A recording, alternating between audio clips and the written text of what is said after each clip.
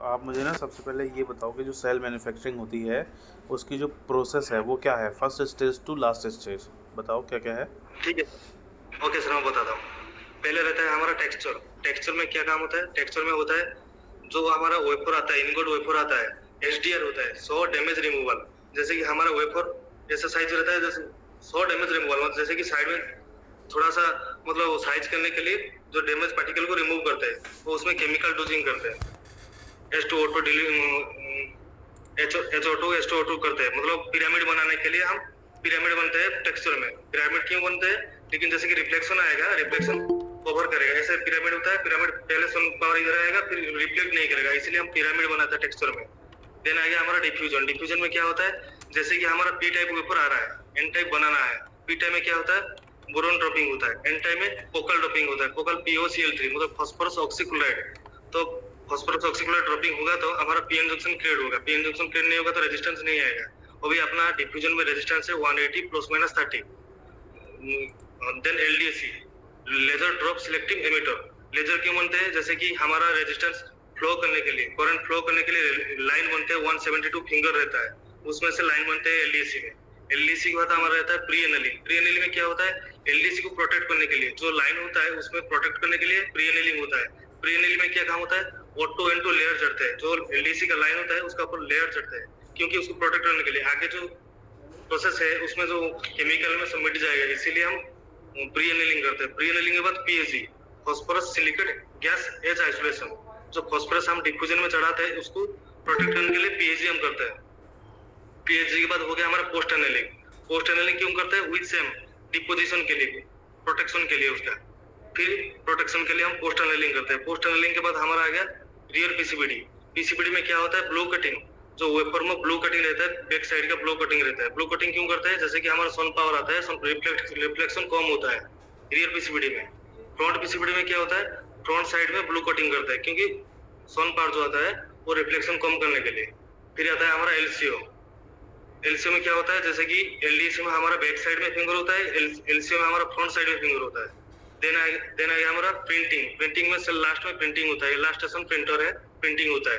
Printing में 3 station है। बीबी, बीबी में होता है back bus bar, second BSF back surface field, then होता है एफसी फ्रंट कॉन्टैक्ट। बीबी में क्या होता है? हमारा एल्यूमिनियम पेस्ट देते हैं बीबी में बस बार बनाने के लिए, बैक बस बार बनाने के लिए हम एल्यूमिनियम पेस्ट देते हैं। बीएसएफ में क्या होता है? बैक सरफेस फील्ड, जैसे कि बैक साइड में सरफेस फील्ड बनाने के लिए हम प्रिंटिंग होता है।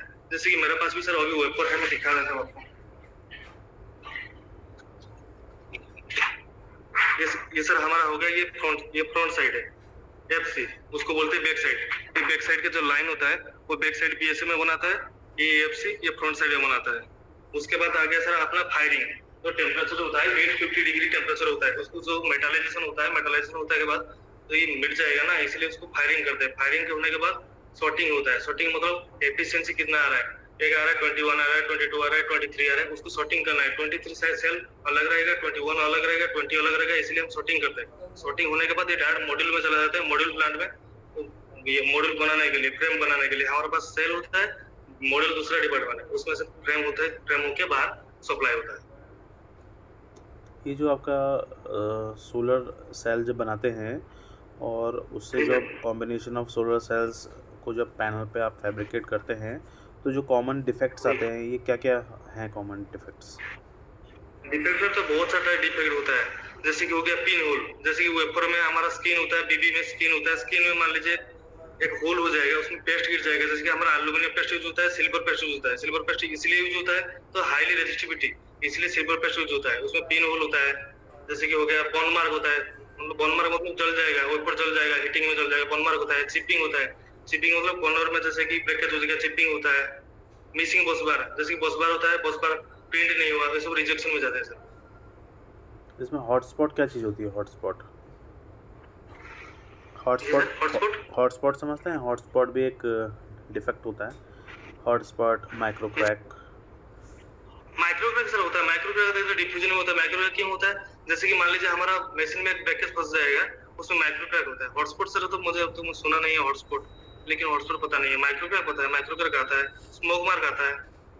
जो आपने बर्न मार्क बोला ना, बर्न मार्क जो होता है वो हॉटस्पॉट की वजह से ही होता है।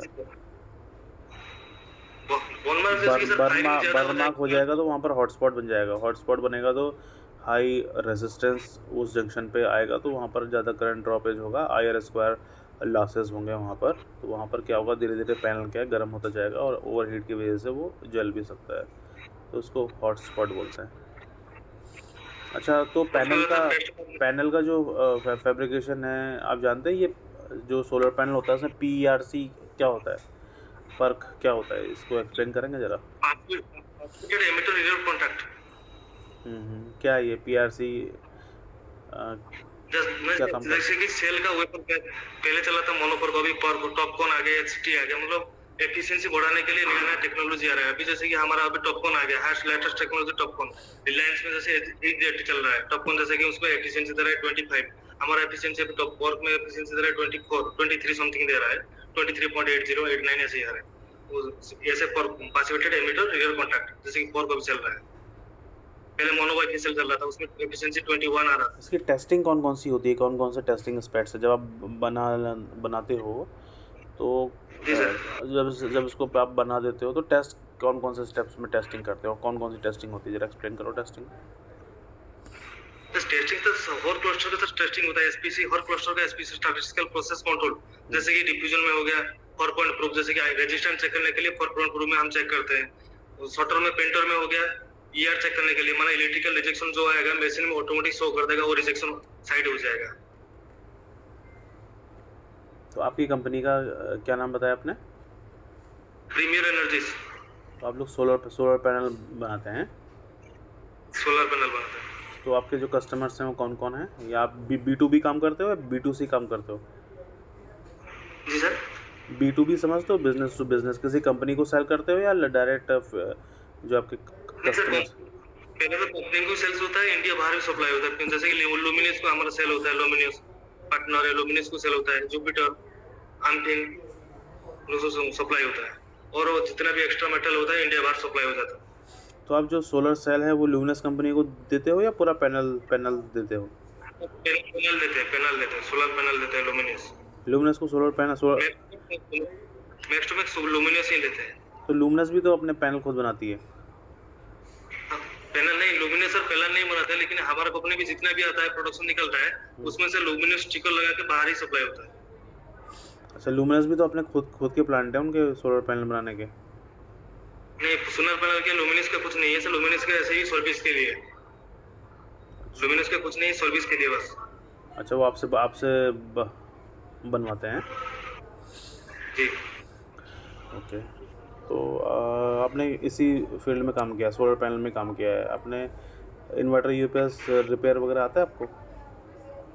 जी सर, उसमें पहले भी खेत था ना, लार्सन में मैंने था ना, एक्सेल काम किया था मुझे उसमें। तो एलएनटी में क्या आपने ट्रबल शूटिंग वगैरह करते थे आप, रिपेयर वगैरह जानते हैं इन्वर्टर को, रिपेयर वगैरह कैसे करते हैं, क्या करते हैं? जी sir. Online UPS offline UPS में क्या अंतर होता है जानते हैं? लेड एसिड बैटरी में ग्रेविटी कितनी होती है जानते हैं? ह्यूमन ग्रेविटी 8 होता है। अच्छा, जो एक इन्वर्टर है बैटरी को कितने एम्पेयर से चार्ज करता है आपको पता है?